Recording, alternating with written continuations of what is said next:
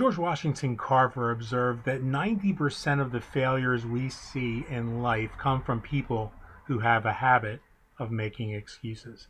And my personal mentor, the late Mr. Jim Rohn, reminded us if it's important, you'll find a way. If it's not, you'll find an excuse. I'm Dr. John Michael Salvato, and you're watching The Science of Success. Today, we're glad you could join us on our Facebook Live. And if this is your first time here, go ahead and write first time in the comments down below. We'd certainly appreciate that. And today, I want to share with you a little bit of a look at this idea of freeing ourselves from excuses.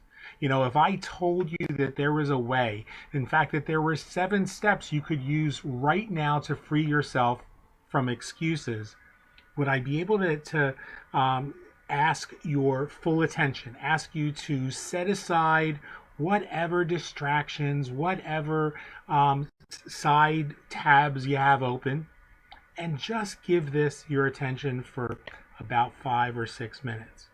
If I could help you to free yourself from even half of the excuses that you face in your life, would that be worth it? Now, I apologize today that my voice is a little bit weak, so I'm going to go ahead and use some slides to help you understand what's going on, and we'll get started right after this.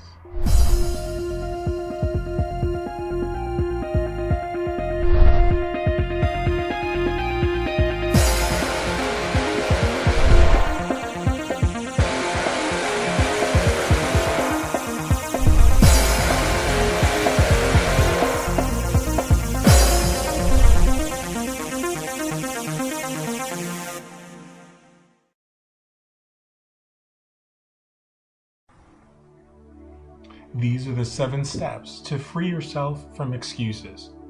Quite often we allow the excuses that we tell ourselves and others to sabotage our opportunities for expressing the limitless potential for success that's our birthright. These 7 steps free you from excuses that can not only eliminate the tendency to rely on those excuses, but also free you from the feelings of guilt and blame that frequently accompany the excuses that we tell ourselves and others when we realize that all they are is really just a bullshit story that we've used to cover up for not having our priorities in order in the first place.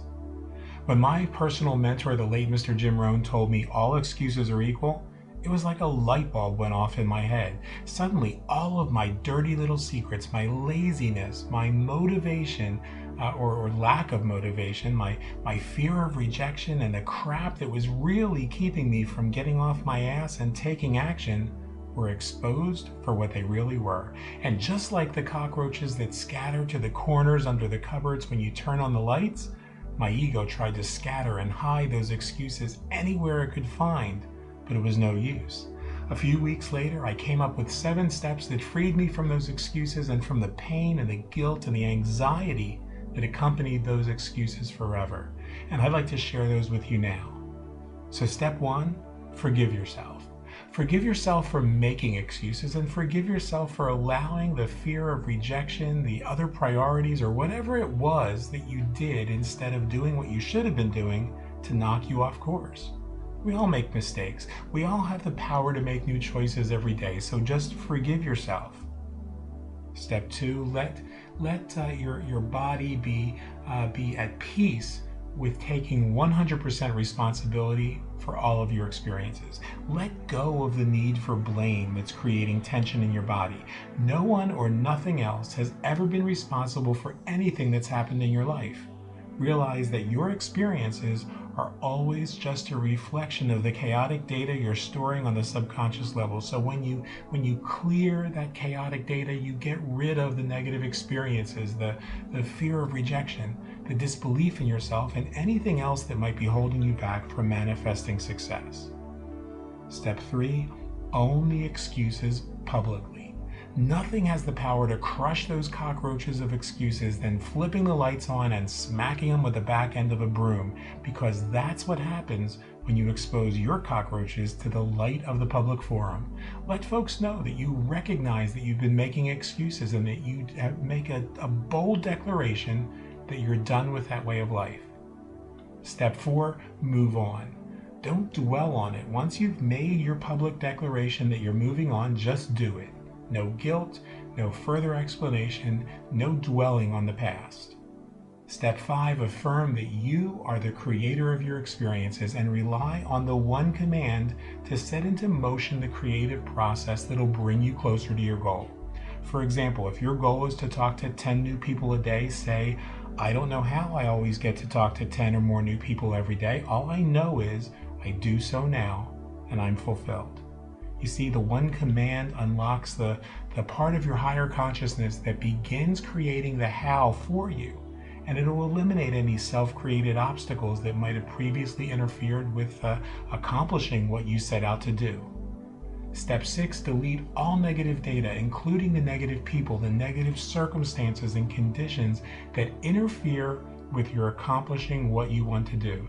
That includes self-talk, the negative dialogue that goes on inside of you and all around you. If people don't support your end result, then you don't need them in your life. If thoughts don't support your end result, you don't need those in your life. And step 7, spend 1 hour every day rewarding yourself for living without excuses.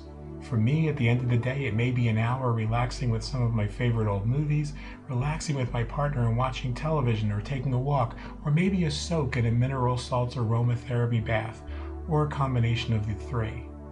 Whatever it is that you can do to treat yourself, do it. And as you release those excuses, you may come face to face with some of the underlying reasons for those excuses, and that means coming face to face with new opportunities for healing. So celebrate the decision that you've made by watching this video and letting go of the excuses. Join me in declaring that all excuses are equal and that your life is an excuse-free zone. I look forward to talking with you soon. Until then, keep looking up and remember that the best is yet to come.